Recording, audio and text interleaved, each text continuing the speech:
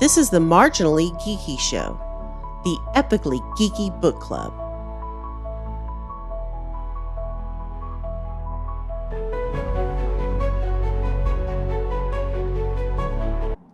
Greetings and welcome to the Marginally Geeky Show, episode number 95. I'm your host for the evening, Eugene Stevens. Tonight I'm joined by Ray and Jen. How are y'all doing? Who's better than you right now? Yeah, I'm not happy. Not happy. But maybe we'll talk about that later. Maybe I'll talk about that on the live show on Tuesday. We'll see. Tonight we are talking about Star Wars from a certain point of view. This was your book, Jen. Why did you pick this one? So a friend actually who works at a charity shop nearby sent me a picture of this book that had come in and asked if I wanted it because she's always looking out for me, you know? Mm-hmm. And I said, I do want it, but I don't know that I want to read it. I think that'd be a fun one to listen to after I read the synopsis. So I thought, well, my book's coming up and that looks cool. So I suggested it. And then I realized after one of you mentioned it, that it's actually a part of a trilogy because Star Wars was a trilogy and I thought it was covering all three, but it's only covering the first one. So like I always do, I start a damn series and then I have to finish it because I'm a completionist. So yeah, but that was the main reason. I didn't know about it. She put it on my radar and I thought, oh, that sounds cool because I've been catching up on Star Wars stuff lately. So fair enough. I mean, it's got a 4.4 out of 5,000 plus reviews on Audible. I'm just going to run through the synopsis real quick. On May 25th, 1977, the world was introduced to Han Solo, Luke Skywalker, Princess Leia, C-3PO, R2-D2, Chewbacca, Obi-Wan Kenobi, Darth Vader, and a galaxy full of possibilities. In honor of the 40th anniversary, more than 40 contributors lend their vision to this retelling of Star Wars. Each of the 40 short stories reimagines a moment from the original film, but through the eyes of a supporting character. From a point of view, features contributions from best-selling authors, trend-setting artists, and treasured voices from the literary history of Star Wars. So what were your initial thoughts, Jen? I liked it mostly. I enjoyed getting to hear unexpected points of view. We did hear a few main characters, but for the most part, it was people that either you only saw on the periphery or maybe you didn't see at all. And they were in the background and you didn't know, they were even there. But I thought it was cool. Like there were a few things that kind of went on too long or that contradicted previous stories. But overall, I liked it. And we can talk about kind of some of the specifics of what I did and didn't like, I guess, later on. Ray, initial thoughts? I'm going to be completely honest. This one didn't grab my attention. I thought it would. I like the premise of it. I think I couldn't get invested into any story because it was too choppy. And I know that there was like an overarching, like we're following along with the original story, that's a great idea, different perspective, very cool. Some of them were, I don't remember certain ones because it was just so, yeah. there was a time, it was actually Joseph had sent me a message. He's like, dude, I never thought I'd be bored by Star Wars, because there was one of the stories was talking about like complaining about filing paperwork. and it's like, if I want to hear that shit, I'm going to work. That is very fair. My initial thoughts, I did not. Okay, so first off, this is on me. I guess I thought this book was something different than what it was. I thought this was, and I don't know where I got this in my head, but I thought this was a book of talking about more like philosophies, like, maybe if you get into the mind of like why the Empire is doing what it's doing, or why the Republic's doing what, or the rebels are doing what they're doing, or something like that. I thought maybe that's what this was going to be, but then when I found out, oh no, it's just these little short stories, people, and I thought, okay, well, I was still looking forward to it and everything. I do have some complaints about it. There are parts in the book where I thought, man, I'm really liking this. I would definitely read the sequel, the Empire and Return of the Jedi versions. And then I hit parts and I'm just like, yeah, I'm not gonna bother because it some of these stories, like you said, are kind of tedious. And that being said, another problem I had with it, and we'll talk about, because I wrote down not every single story, but I wrote down kind of a general synopsis of a lot of them, and I did do a lot of them. But as you're going through, some of the stories they are trying to go through the book chronologically, which makes sense. You know, you don't want to read a story about, the Death Star blowing up and then the next story being about them being on Tatooine at the beginning of the movie. I understand that. The problem with that is some of the stories, the juxtaposition of them is so. You have one story where it's someone giving a really deep thought on something, and you kind of really get into that person's shoes, and you're thinking, this is war. Like, this is heartfelt. This is hard. And then the next story is a total, funny story or whatever. And it was just kind of like, it really kind of threw me out. Like, I guess if I was doing this, and I can't imagine ever doing it this way, but if I did it like one at a time, like I literally listened to a story and it was like, all right, that's enough. I'm going to go listen to something else and chew on it. That would be great. That would be perfectly fine. But quite literally hearing a story about how, someone is literally like dealing with the deaths of all of the different pilots that are being lost in the battle on the first Star Destroyer.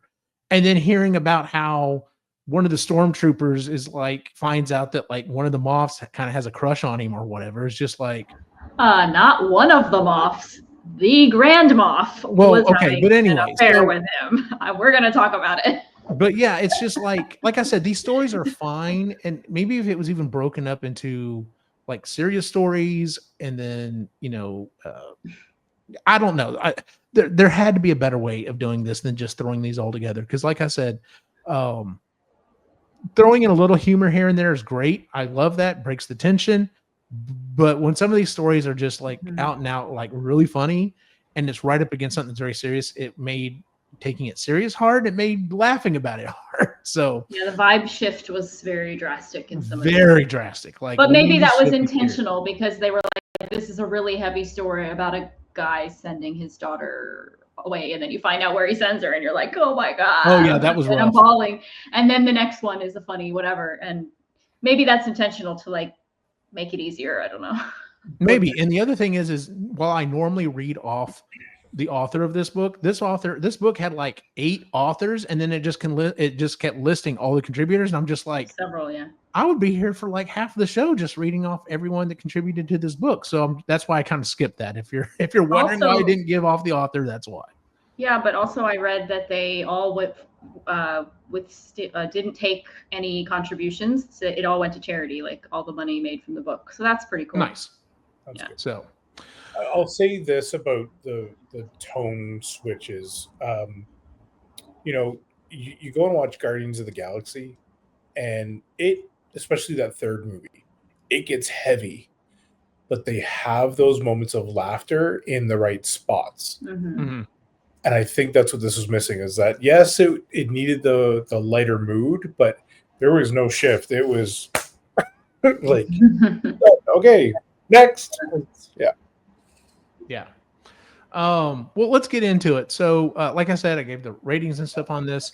I wrote down, whereas like normally I try to go through when we talk about characters or we talk about like tropes and stuff like that. I literally for the notes for this episode, I literally just wrote down kind of just in some cases just like 2 or 3 words that kind of describe said story.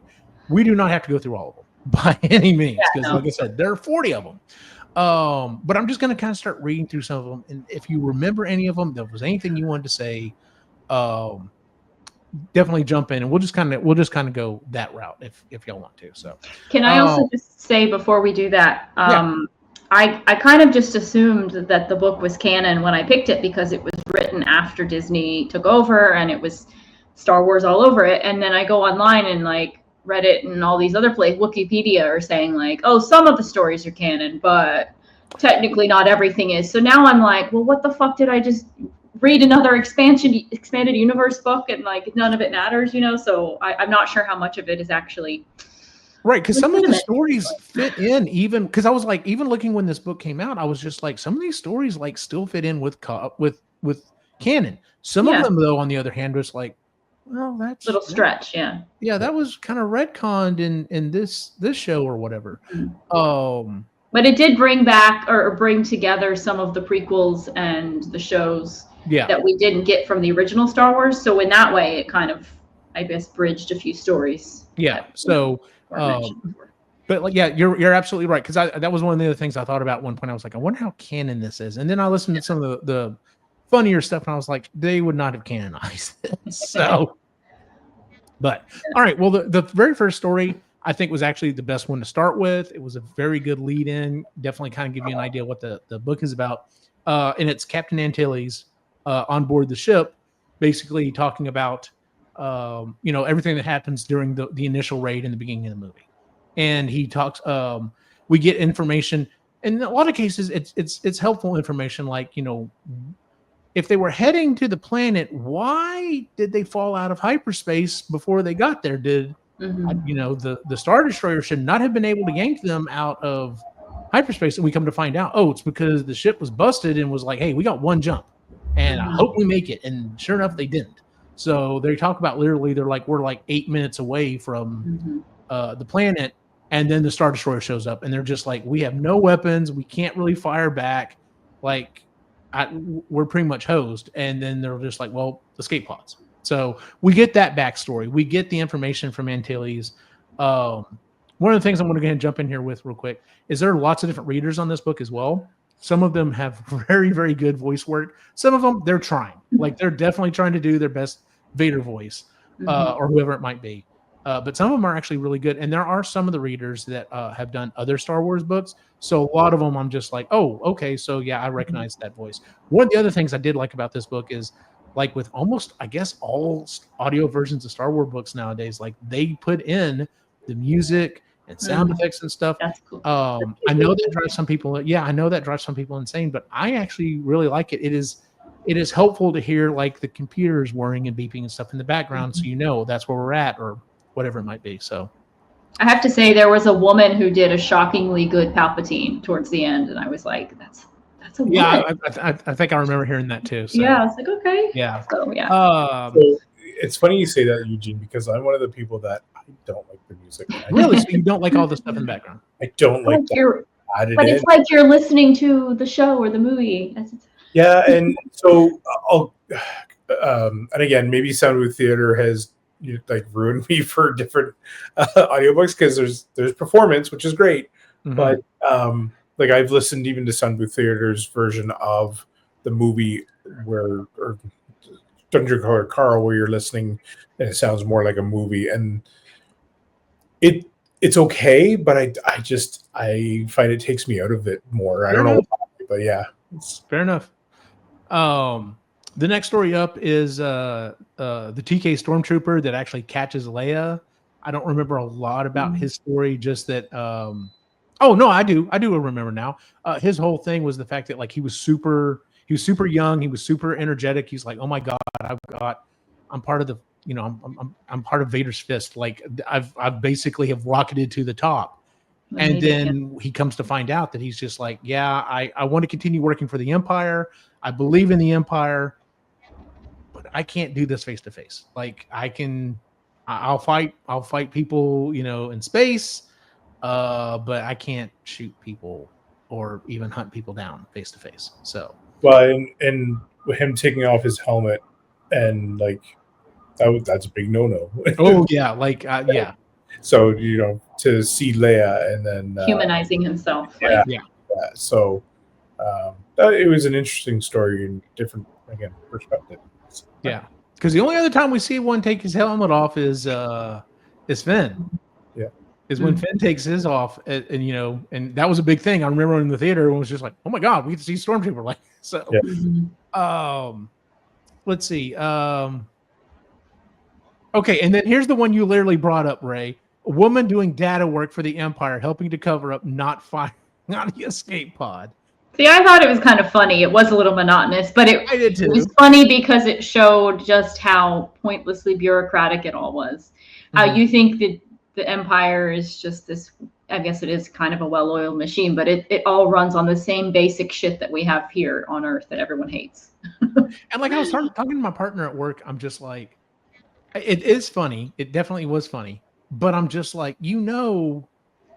like any kind of an entity like that is like anything else in the real world, and it has so much bureaucracy built into it. I guarantee there's bullshit like this in the Empire that we don't really get to see. So I did find that funny. I'm guessing you didn't care for it, Ray, because a lot of you are just like, more people fucking covering up bullshit shouldn't be. It's like Hitchhiker's Guide to the Galaxy, where they do a lot of that shit. That's what it reminded me of a bit. Yeah. Where it's can't remember the Vogon. It's the Vogon that they won't even lift their finger until everything's been queried and it's been through and triplicated, and then finally buried in peat moss for 6 months. Yeah. So, yeah, like I said, I kind of found that one funny. So it did drag out a little bit, but the next one is one that I honestly didn't really care about at all, and was with the Jawa on the Sandcrawler. Not that I don't care for Jawas or whatever, but I just like literally his only portion to the story was just the fact that he was like, oh yeah, I got this R2 shown up, and I pulled up its data files, and I saw all this crap from all of these years that it's been around, and I didn't know what was going on, and so I could not bring myself to erase its data. And I'm just like, okay. I thought it's helpful.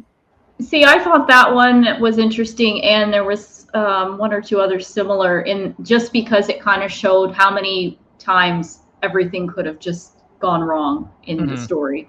Like we only see the droids getting picked up and then sold. We don't know what happened in between, but like he could have erased his memory, and he never would have gotten to Luke, who never would have gotten him to Obi-Wan, or the red droid could have just not malfunctioned. And, all these little things that could have happened. I thought that was fascinating, because there were so many happenstance luck things, but then people's choices in the universe also made a big difference. So, but yeah, I agree. It was a little bit mundane, but it also kind of showed like some of these life forms that we don't pay attention to are sentient and have feelings and thoughts and interesting, inner workings. So. Fair enough. The next one is the Raiders stealing the crystal from the Jawas. I didn't get again. I'm like, okay. Where that was going. Yeah, I'm not sure where that was going. This is where I really started gapping out on stories. What was the crystal? Where did that tie into the full story? I didn't quite understand that part. Yeah, I didn't get it either. Like I was like, well, is this a kyber crystal? And if so, whose kyber crystal is this? But that's what I imagined, because she felt so fiercely protective of it. Yeah. But then it never went anywhere. Yeah, it didn't go anywhere. So, R5 in the Sandcrawler. The only reason I cared about this one is because he ends up showing up again in was it Book of Boba Fett, or was it the last season of The Mandalorian? Anyway, R5 shows back up, and it's just like, oh, dude, like you survived and you're still kicking. That's kind of cool. But his story in general, the whole thing of him instantly feeling this, and I'm just like, okay, it's a droid. I get it. All the droids in Star Wars have feelings and thought, and that's one of the things that makes them so awesome, because some of my favorite characters are the droids. But I'm just like, the fact that he just kind of instantly felt like, oh, this droid has a lot of this droid is really important, and I need to do this thing to sacrifice myself. I'm just like, that seems like a bit of a stretch. So, especially considering you were so hard literally up until this moment of, I've got to get off the Sandcrawler. I'm going to end up here forever.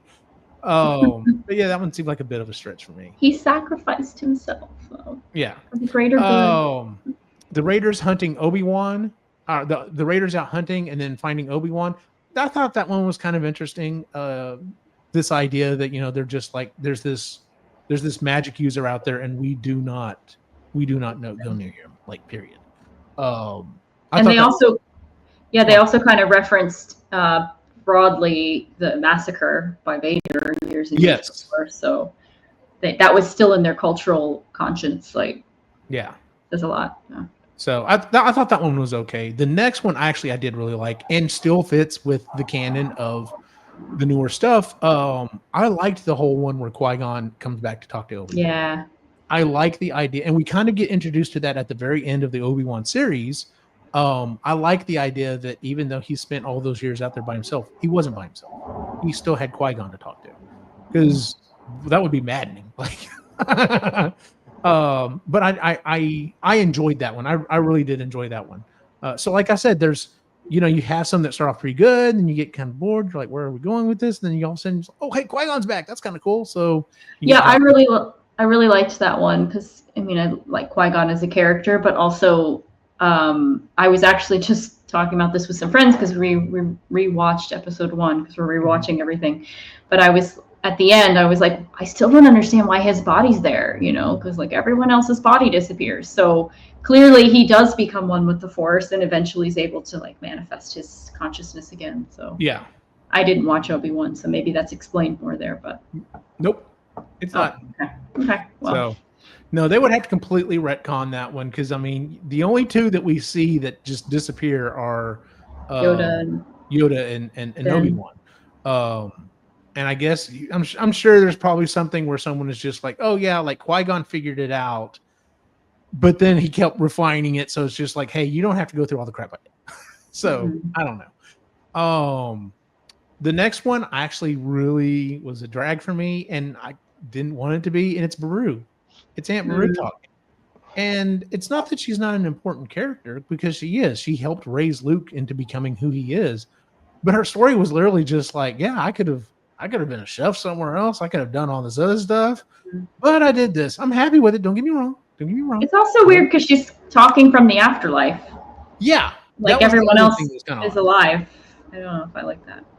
Yeah, I wasn't sure. I thought maybe if it led up to that point, it was like, I don't know. But yeah, that one was a little odd too because she was dead in that one. So, moving on, we get a little closer to what's going on, and one of the biggest problems I have with the book, we'll talk about here in a second. Greedo with Han. So we hear some more stuff about Greedo. Yeah. That seemed par for the course for me. Like Greedo just seems like this slime ball that thinks he's more than what he is. I thought that I kind of like that story just because he's playing himself up in his head, and the whole time just like he's like, you are nothing. Like you deserve what you got, dude.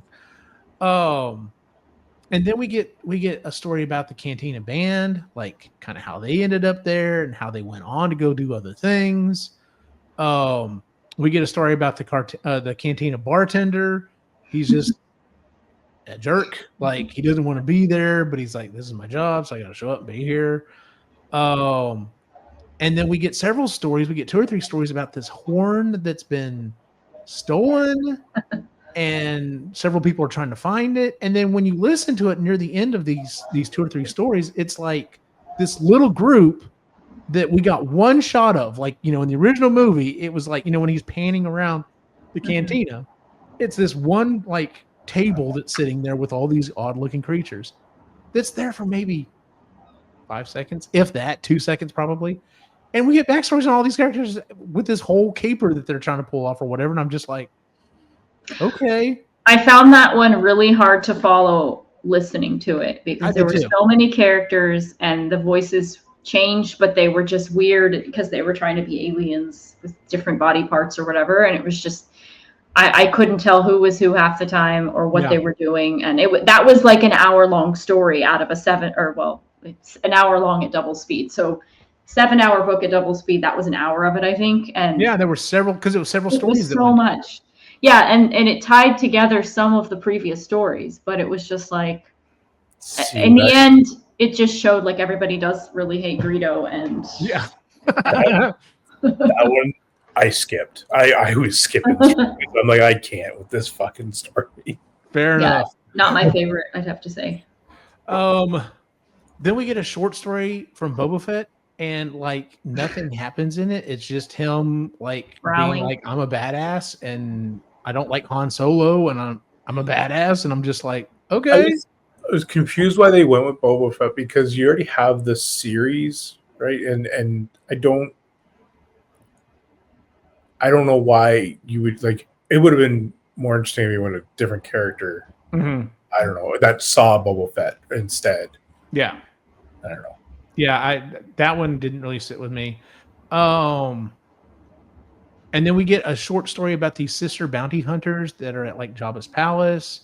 So we just fill in some more stuff once again. And I was thinking about it because as we're listening to this point in the book, I'm thinking like all the scenes or whatever, and I'm just like, I think I remember seeing those two in the original. Like once again, 2-second shot of them standing at the bar, and then it moves on to something else. And then we get this whole story by Long Snoot. And I'm just like, okay, this could be interesting. This is kind of going somewhere because he's the one who basically sells out the droids to the stormtrooper. But in his short story, he never does it. Like he talks about all the other stuff that's happened to him, how he got there, how he wants to get off the planet. But with the actual point when he comes to talk to the stormtroopers, no, he just skips that part. I'm like, what? And then this is one of the stories that just really kind of like, this is when I started getting, okay, this is kind of a little far out. We have this story about the stormtrooper, and he is so focused on dewbacks. I love that story. I just thought he was so funny.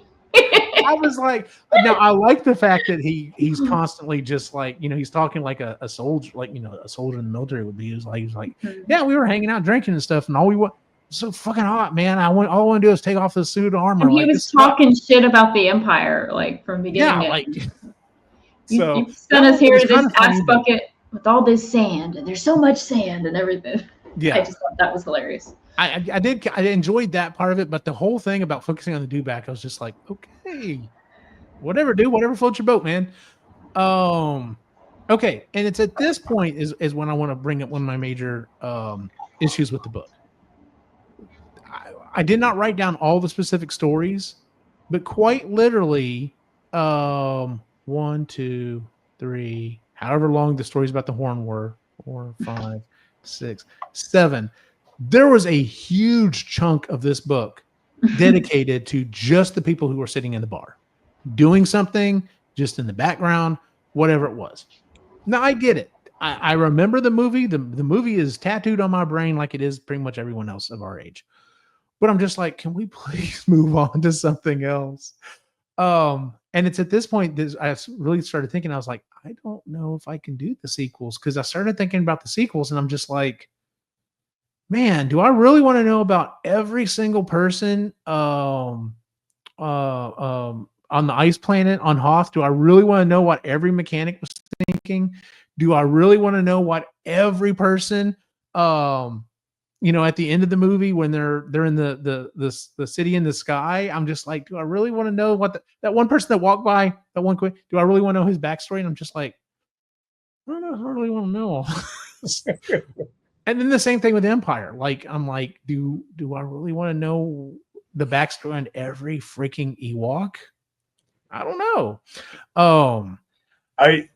So that was another admission that I have. I started off with the wrong book because I just grabbed the first one that came up in your search. Came up. I'm like, oh well, here we go. This is it. And I'm like, oh, we're starting off with the second movie, I guess. Okay, it's just random.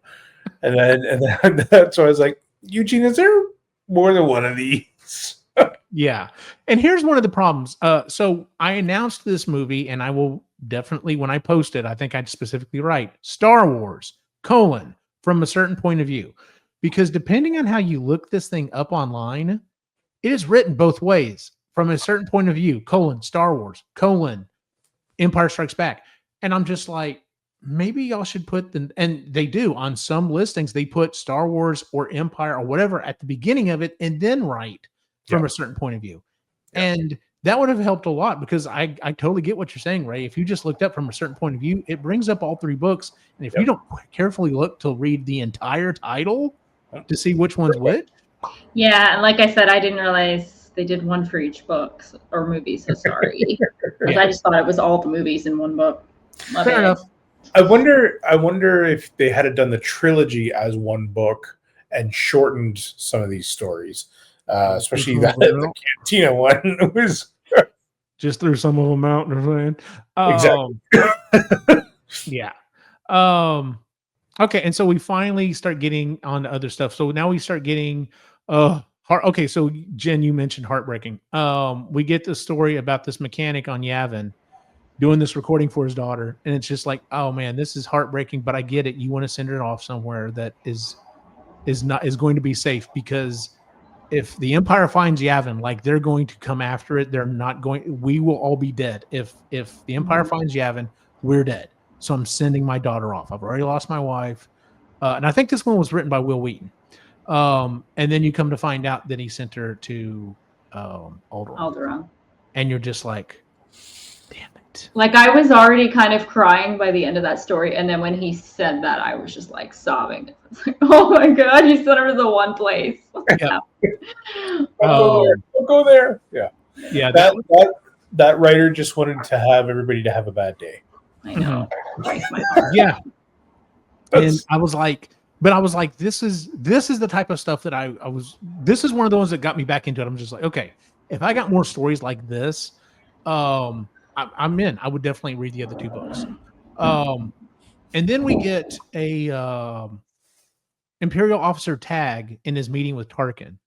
And so this is giving us some backstory about the meeting that's going on, whenever Tarkin comes in and announces the Emperor has dissolved the Senate. And I'm just like, okay, so we're moving on to the Death Star. We got some stories here. So and then we have another stormtrooper. This was kind of interesting. We have another stormtrooper that is with Vader, and he's dealing with Leia.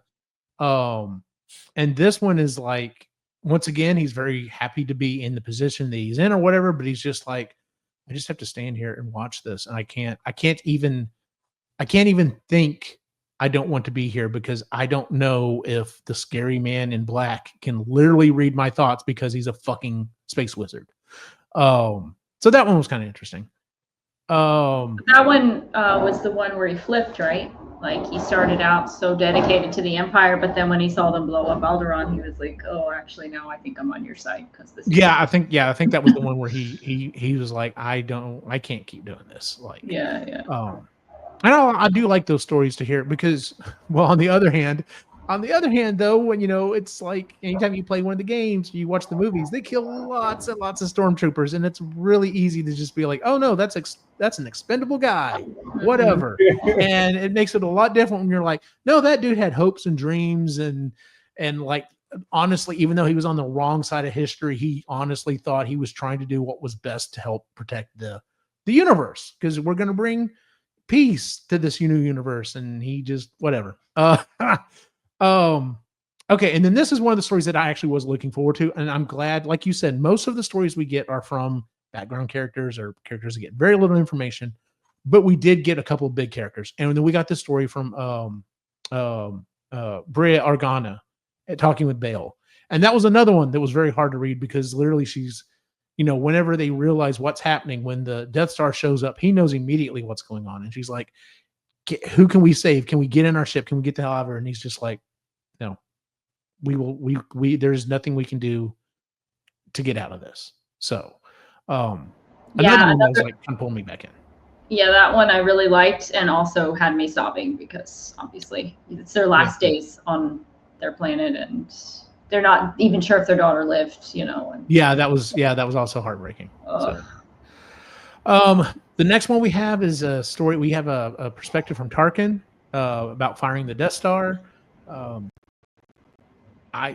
It definitely helps fill in for Rogue One, and you can tell Tarkin is not happy or does not like what's his face, the guy who actually designed the Death Star. Krennic. Yeah, Krennic. Oh. And he's just like, this is definitely that side where he's just like, yeah, he's nothing in history. Like, I'm the one that's in charge of this. So, but I mean, that very much fits with Tarkin. So, then we switch over. There's a scavenger on Dantooine, which I guess is kind of interesting, because it's like, oh, they did actually send ships to Dantooine and figure out there's nothing here. Like, so that was, a little bit of background story. Okay. And then here's the one that, as much as people like to compare me to a computer, even I was like, this is too fucking much. Okay? The robot? The mouse droid. Yeah, where we're listening to him say everything back and all the protocols and that the way they told it was maddening. The story itself was kind of funny, but like, yeah. well, and sad because. But it was, I mean, I get it because a computer receives input and then it basically filters what to do with said input. But we didn't have to do that on every single thing. Oh my God, it was audio input, turn off recording, turned off, and then it lists through everything that's going on. And I'm just like, okay. It took me so long to understand what I was listening to, and then they finally were getting to the story because the first like few minutes of it is just him processing and repeating, like doing a diagnostics check or something. Yeah. Why are we listening to this? And that's the one where we have the stormtrooper that's found out that there's an Imperial officer that's kind of interested in him. Yeah. So, but you're right. The first part of that story, I'm just like, okay, what the fuck is going on with this? And then it was like, so there's a story here. Okay. I skipped it because I was like, I can't listen. Skipped the whole thing. I skipped it because I thought it was just that chapter of being like, oh, this motherfucker's just doing this whole time. I can't listen to it. That's one of the juiciest stories in the book, though. So this. I was wondering what you were talking about because I'm like, I missed that one. Do you want to explain it, Jen? The stormtrooper, one of the stormtroopers who they steal the armor from on the Millennium Falcon, that they shoot and take the armor, ends up like being Grand Moff Tarkin's lover, apparently, according to this. And he uses the mouse droid to like send little love notes and stuff. Yeah, it's the weirdest fucking like he trips over this droid and then the droid plays back a video it accidentally recorded of his master, who's this cute kind of effeminate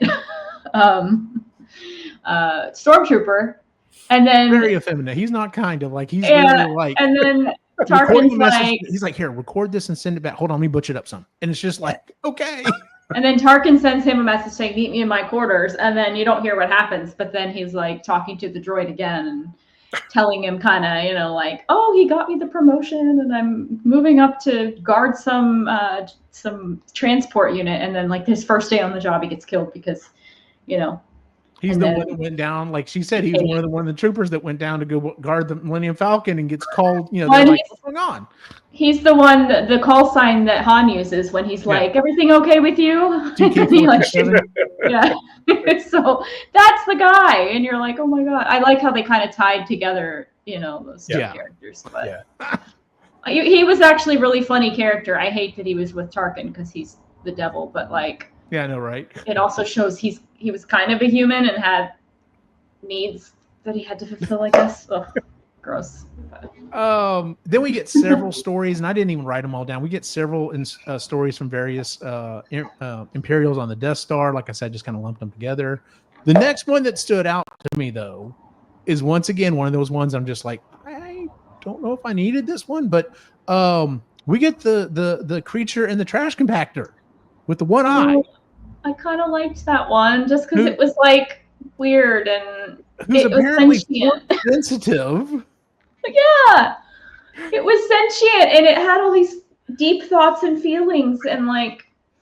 I was okay with that, but when it got to the Force sensitive stuff, I'm just like, and Vader didn't pick up on this. Like Vader's just like, there's a pretty powerful Force wielder on the ship somewhere. Also, why did they take it? Like the Empire took this thing to put it in the trash compactor to do what exactly? I think it was so that it would break down, because I was trying to figure that out. I was just because at first, whenever it tried to escape, I thought, oh, were they taking it to like something else to be examined or a zoo or something? And it just escaped into the trash compactor. But I was just like, no, they put it in there. So I'm like, I guess it was in there to help break down the biology. Like they basically were using it as a organic trash, organic, yeah, I didn't quite understand what.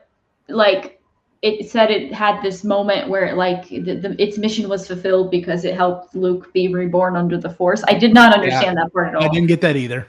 Because it was like, okay, now I can go. She knew that the ship was going to blow up and she was like, but I have a purpose here. And then she sucks Luke under the water and is like, this could be my mate. And I'm just like, what? Yeah. And I'm like, because whenever it's like, I can see that all this is going to end in fire. I'm like, so you're strong enough you can actually see the future. Like fucking, like the Jedi can't do that at this point. To be honest with you, the Emperor really can't do it either. Like his his has gotten pretty soft as well, but you can clearly see what's going to happen in the next 20 minutes or so. Yeah. Okay. But this overall story was okay. And then the next story was once again one of the ones I really liked, and it was Obi-Wan After Death. And it was just him talking. That was kind of weird, kind of how he kept kind of shifting back and forth through time. And this is one that I was just like, I don't think this completely jives with with the show that we got. There may, once again, this may be one of those things that's like, well, it's not technically canon, but whatever.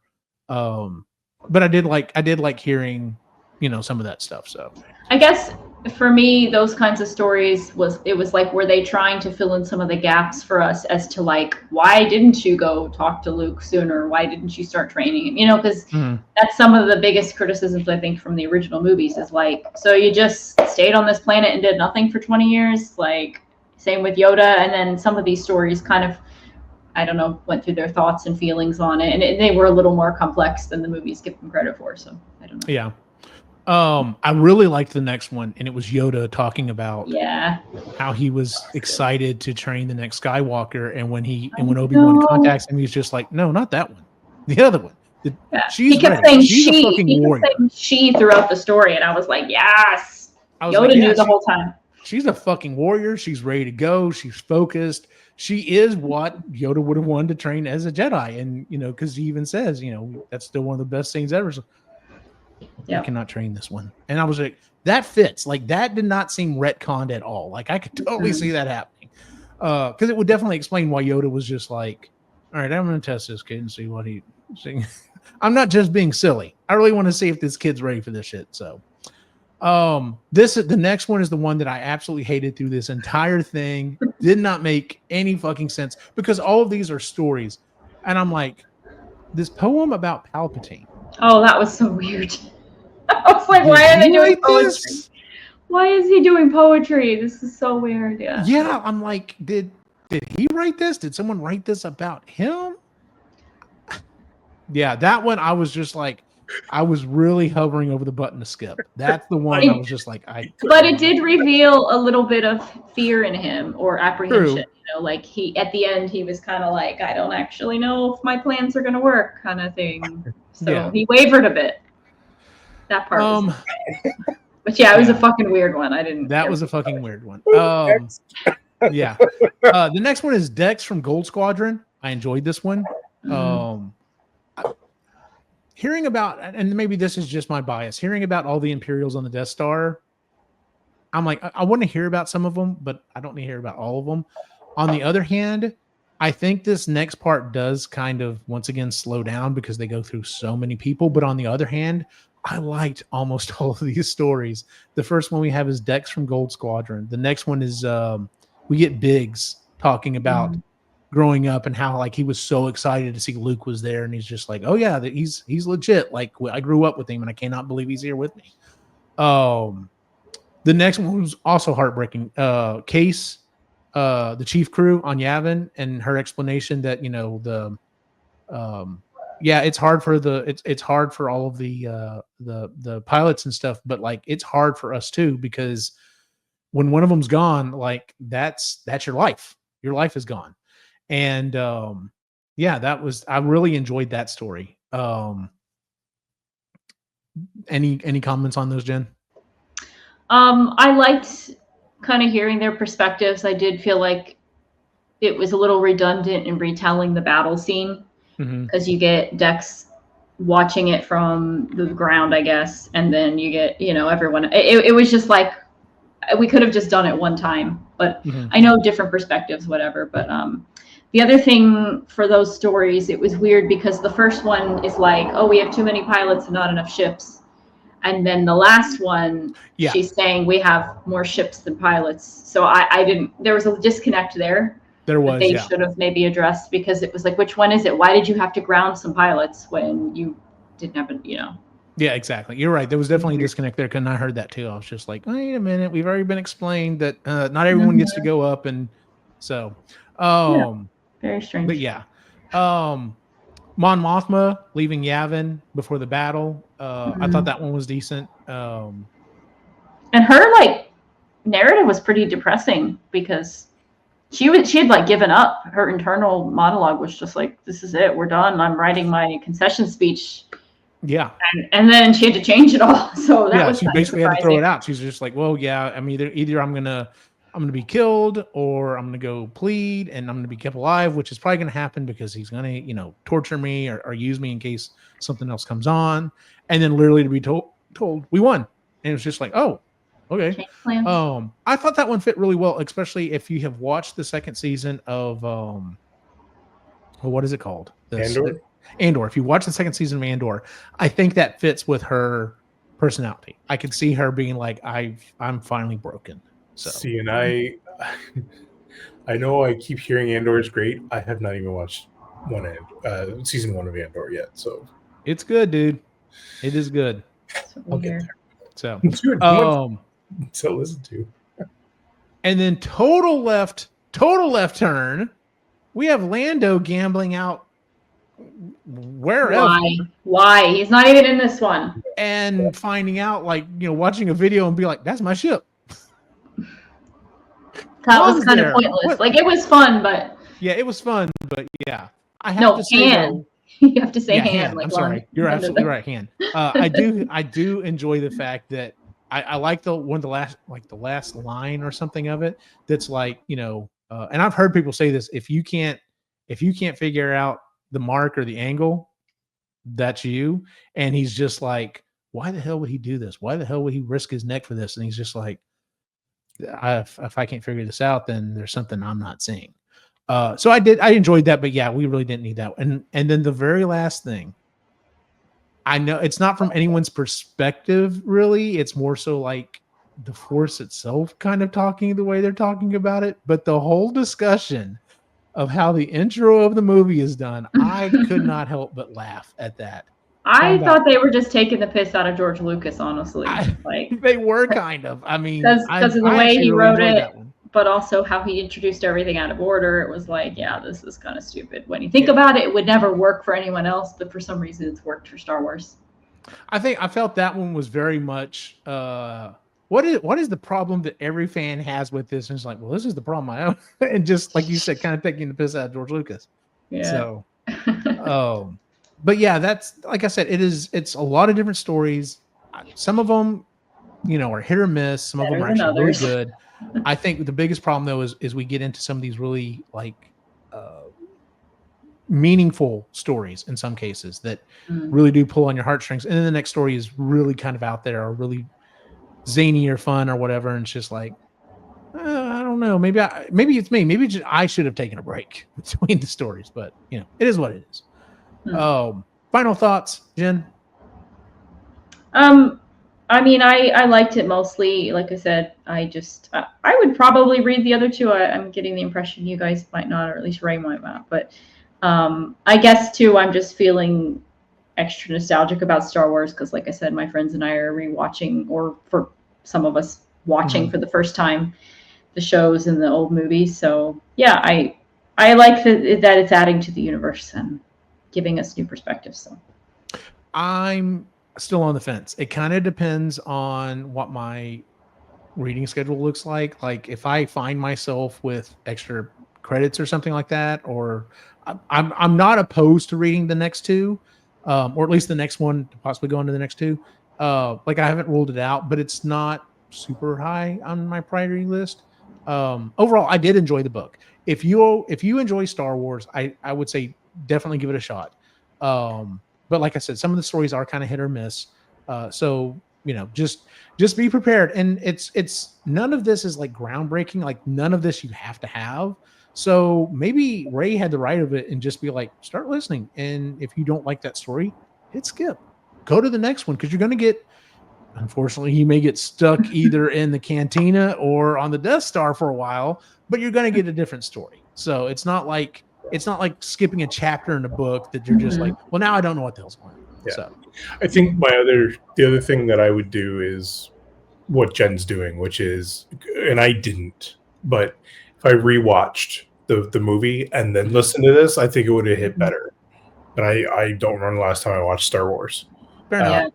So And I actually thought about that, like maybe before I read the next one, I'll wait until I rewatch Empire and Jedi, because I'm watching right now the prequels and the shows leading up to that, but it'll be a while before we get to those. So yeah, I agree. I think it'd be more filling in.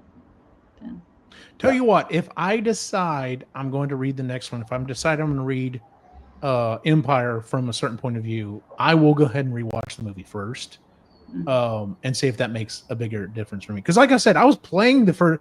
When they're talking about some of the, describing, well, like the sisters or whatever, they're the bounty hunters in the canteen. I'm just like, I'm pretty sure I remember seeing them. Like one of them was wearing like green and the other one was wearing red or something like that. And I'm like, I vaguely remember. Once again, there's all those different quick shots around the bar. I'm like, I vaguely remember. I think that's the two they're describing. But yeah. So, well, normally we would have a video here, but anyway, not salty. Our next book. So real quick, I think we talked about this the last time on the show. So going forward with the show, we are going to come up with a list of the next books we're going to be reading. We're going to kind of stick to that. And then as we can get interviews in, we're going to start putting them in there. I would love to do book interview. The problem is getting a hold of some people and getting the schedules and stuff done sometimes causes that to not happen. And I want to keep having a show. So we've got one more book in the series. I realize I didn't even put up the artwork for the current book we're reading, but whatever. Anyway, our next book coming up is my pick, Beware of Chicken by Casual Farmer. This is a book that Joseph introduced me to, and I'm freaking loving it. We both think that Chris is going to really like it as well. So that is our next book that we're going to do. But come next month, if we're not reviewing Beware of Chicken and we're interviewing someone, just be aware that's just what's going to happen. So, but like I said, we're going to try to get interviews in with authors and readers and other people involved with audiobooks and stories and stuff like that as we can get them. So I should note that's another series. Yes, it is. Yes, it is. There are 4 books in that series, and they're great. They're fun. So beware of Chicken. Yes. So if you don't feel like you need another series, Jen, you might want to skip this one. But yeah, it's to the point. Like he had finished books 1 and 2, and I was like, dude, I'm finishing 4 right now, and that's all that's out right now. So I can't do another series. At this point in my life, it's too much of a commitment. You may appreciate my choice when it comes around to be my turn, Jen. So Okay. Fair enough. Well, speaking of other things that we've been reading, let's go ahead and talk about what else we've been reading. Jen, you want to go first? Yeah, I haven't read much since our last, since I was last on the show anyways. I think I already mentioned Becoming Earth, how our planet came to life. I might have been reading it at the time, but I finished it. It's basically about Gaia theory and how the Earth is alive and we are influencing nature just like it's influencing us. Very good nonfiction.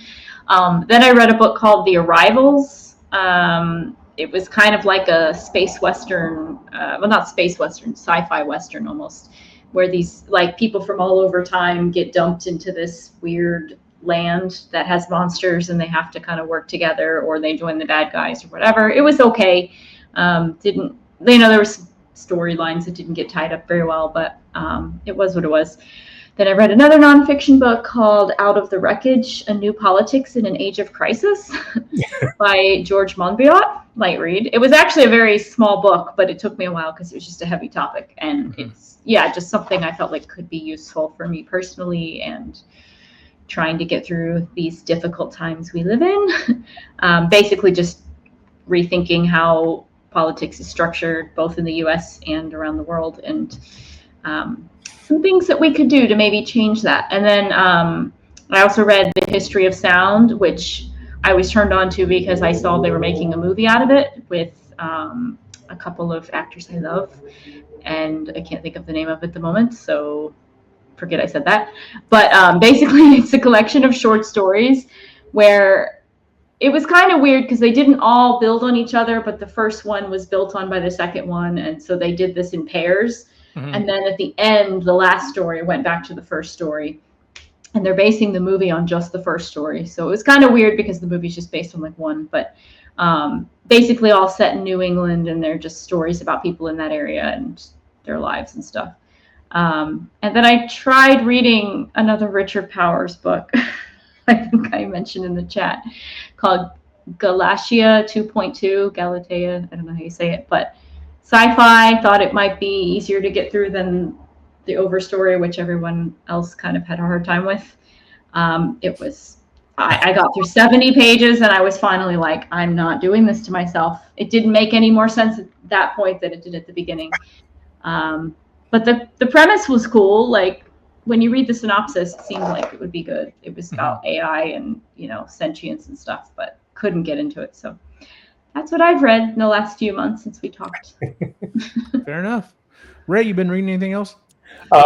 So obviously, if you watch the interview, Dead Tired, which was really fun book, and will be my choice for the next one when it comes to my turn. And then I was listening to Bubbleverse and a couple other things. Oh, sorry, or Earthside, not Earthside. Outland. I was listening to Outland, and then a certain trailer dropped, and I'm like, you know what? I need to go listen to Project Hail Mary. So I went and finished up Project Hail Mary just because I love that book so much. Yeah, I totally agree. Totally agree. I never read it. You guys did it on this show, right? And I think that's that episode. And everybody tells me it's the best book by Andy Weir, but I just it's a one-off. Yeah, I need to read it. I don't know about best book of his, but it is a fan. I really love the book. Let me put you this way. He's written what 3 books? Yeah, I read Artemis and at the very top. One of the absolute favorite books, absolute greatest book of all time, is The Martian. Pretty far down is Artemis. That was not that great a book. Right underneath The Martian is Project Hail Mary for me. You know, I'll say it's 1A, 1B. Like it's depends on my mood. Fantastic. Like he hit another home run with that book. I need to read it before the movie comes out because I do want to see the movie, but I want to read it first. So if you want to read it first, you want to watch the movie first. I want to read it before the movie. You don't think I should? Okay, so here's an interesting idea because we've talked about this on other shows before. I've heard people say, and I used to agree to this theory. Watch the movie first because the book is the universe expanding. So if you like what's in the movie, it's what's in the movie, but so much more backstory, so much more information. Okay. The Martian, I think, holds up to that. If you go watch the movie The Martian and then you read the book, you're going to be like, oh, there was so much more information, so much more stuff. It's just better and it grows and it's a better thing. Yeah, that makes sense. But the problem is if you watch the movie for like Pride and Prejudice and Zombies or Abraham Lincoln Vampire Killer, you're going to be like, this was absolute garbage. I'm not touching the book with a 10-foot pole. And I love both of those books. Yeah. So I'm hoping they do a really good adaptation of it. And part of me wants to say, yeah, don't read it and go watch it first. But the other part of me is just like, if you don't like the movie, I don't want you to be like, well, the book can't be any better. Yeah. So, it's really, it's tough. Yeah. All I can say is you absolutely need to listen to the book. Yes. No, absolutely. Do not read it. The audio work is fantastic. Who's narrator? Ray Porter. Yeah. Oh, nice. Okay. Yeah. We like him. As for me, the only new thing, I've been going back and re-listening to a bunch of stuff because I'm on my summer hours, but the only new thing that I've read is I read Dennis E. Taylor's new book, Flybot. Yes. Looking online, there's a lot of people who are like, yeah, I didn't really care for this one. I like everything else he's written. I can see that. It is definitely different than what he's previously written. The problem is, well, I don't want to say the problem. The thing is it's Dennis E. Taylor. The same types of jokes, the same type of references are in there. So that makes you feel at home. And then Ray Porter's reading it as well. And so it's like coming home and it's just like, yeah, this is different. I do like the book. I like where it ended up. I don't. Of course, I kind of thought the same thing with Roadkill. I was like, I don't know. And he apparently is going to write a sequel to Roadkill.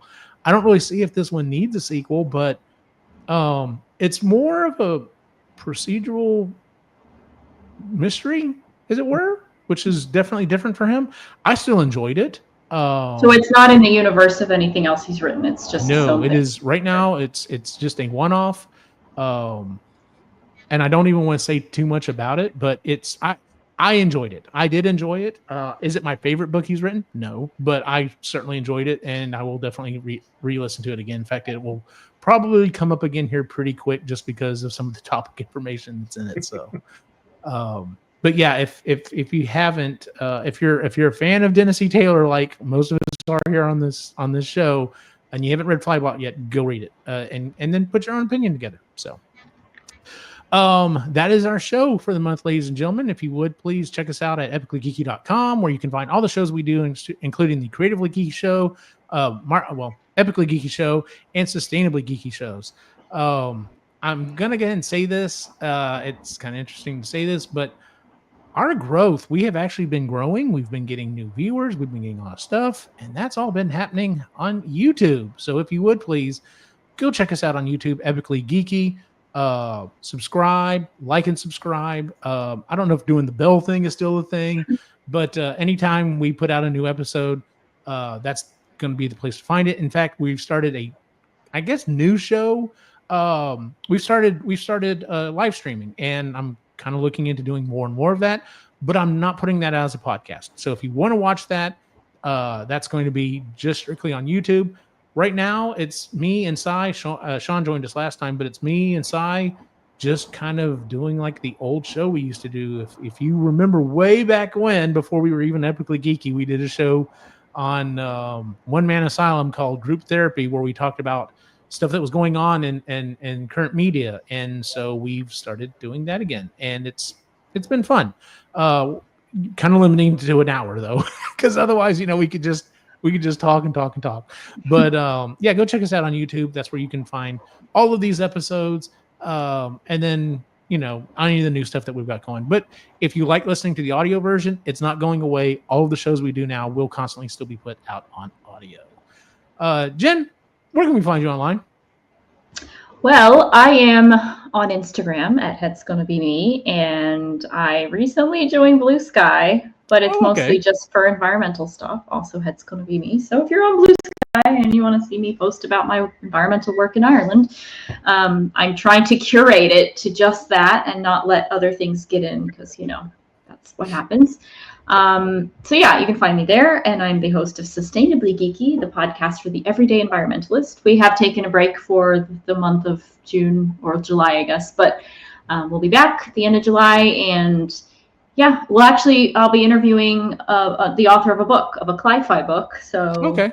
If you're interested in that genre, it's a solar punk book is how he described it, which is like a new genre that's kind of cool. So I've actually heard that term before. Yeah. Yeah, it's using technology to kind of fight climate change and save the world and stuff. So anyways, that's what I'm doing these days. Nice. Online. Ray? Yeah, you can find me the Reluctant Yeti on Instagram. And if Sean was on here, I'd remind him, but it's just summertime, so he's not as active on Wikipedia. So. And as always, you can find my individual wacky adventure online at Optimus Gene on, pretty much just Instagram now. So just find me there. For everyone on the site, have a good night.